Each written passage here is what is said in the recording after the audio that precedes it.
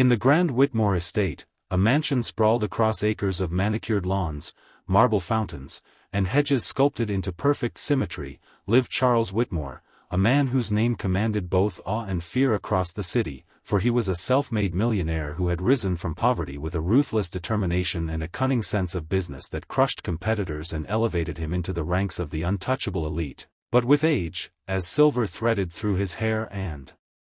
loneliness gnawed at the edges of his vast fortune, Charles had developed a strange and unsettling habit.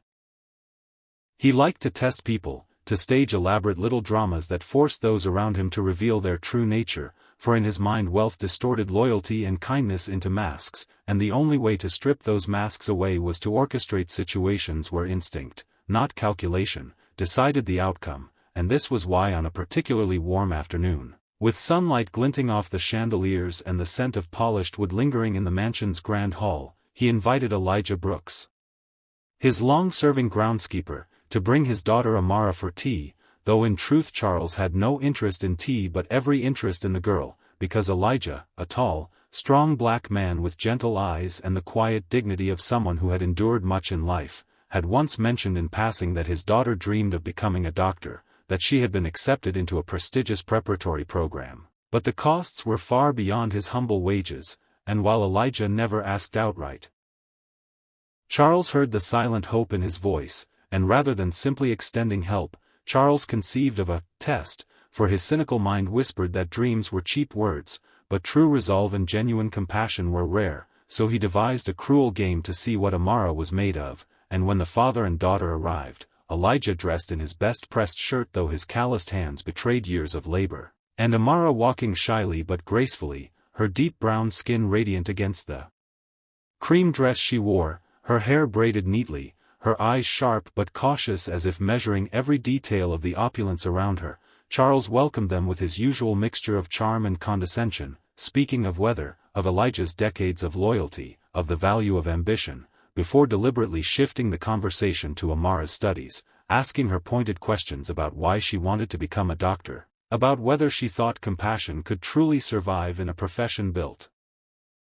on grueling hours and constant tragedies, and Amara, though nervous, answered with surprising clarity, speaking of her love for science, of the afternoons she spent in the library consuming medical texts far above her level, but most of all of the memory of her grandmother who had died years ago because she couldn't afford proper care, and as she spoke her voice steadied, her eyes burned with conviction, and Elijah sat quietly, his chest swelling with pride, yet Charles only nodded thoughtfully, masking his inner amusement as he prepared to spring his trap, because to him words were never enough, and so, after Amara finished her story, Charles suddenly leaned back, clutched his chest, gasped in exaggerated pain, and collapsed dramatically from his chair onto the gleaming marble floor, his cane clattering against the tiles, the echo booming through the room like a gunshot, and Elijah, startled, leapt to his feet, frozen between disbelief and panic because he had seen his employer pull strange stunts before, yet never one so dire, and in that split second of hesitation, Amara reacted without thought, her instincts firing before her mind could second-guess, dropping her bag to the ground and rushing to the old man's side, her voice cutting through the tension as she shouted, "Dad, call for help now," while simultaneously tilting Charles's head back to clear his airway, pressing her fingers to his carotid artery to feel for a pulse, finding it steady but her training reminding her not to waste time, beginning firm chest compressions in rhythm with her counting under her breath, her arms straight, her face set with fierce determination, and Elijah, jolted by her urgency, fumbled for his phone to dial emergency services, his hands shaking, his voice stammering as he tried to explain, but even as panic surged through him he couldn't take his eyes off his daughter, his little girl who only yesterday he had walked home from school and scolded for staying up too late reading, now transformed before his eyes into a focused, commanding figure who looked as though she belonged exactly where she was, saving a life, and Charles, lying on the floor, felt shock ripple through him because though he had staged this collapse with no real medical distress, the sensation of her strong, steady compressions, the intensity of her gaze, the sheer absence of hesitation, stirred something in him he hadn't expected, for in all his years he had seen people shrink, stall, or look around for guidance when faced with sudden crisis, but this girl acted like a professional, like a warrior of compassion, and even though part of him wanted to reveal the truth immediately, guilt tightened around his chest as he saw Elijah's terror and Amara's unshakable resolve, and for the first time in decades he felt small, ashamed, and unworthy under the weight of their humanity, and as the seconds stretched, the staff began to rush in from adjoining rooms, drawn by Elijah's frantic cries, but Charles raised a trembling hand, breaking character as he sat up slowly, the guilt crashing through him like waves, his chest rising not from pain but from remorse, whispering, "Enough. Stop," and Amara froze, her hands hovering mid-air, confusion and dawning realization flooding her face as she recognized that he was not in mortal danger, and Elijah's eyes widened in a mixture of relief, anger, and disbelief, his breath ragged, his phone still clutched in his hand, and in the thick silence that followed, Charles met Amara's gaze, those dark, steady eyes that moments ago had fought to keep him alive, and he felt a sting behind his own eyes, a sensation so foreign he hardly recognized it, shame, humility, and a flicker of admiration.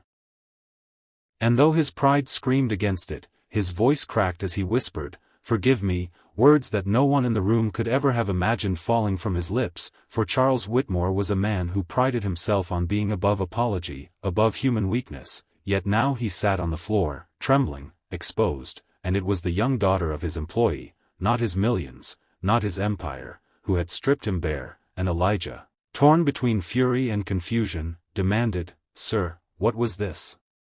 Do you have any idea what you just put my daughter through?